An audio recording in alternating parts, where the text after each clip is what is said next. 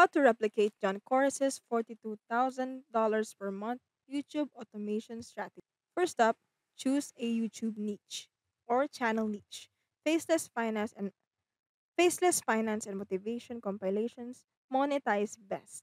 Content sourcing, scriptwriters on Upwork, voiceover artists on Fiverr, royalty-free stock videos.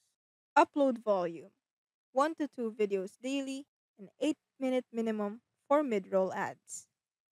Optimization, CTR-driven thumbnails with big text, contrasting colors, and SEO-rich titles.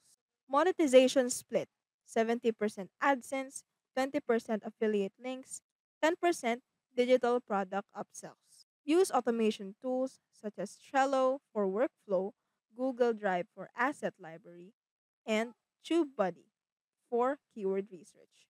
Reinvest 30% of revenue into more freelancers and new niche channels.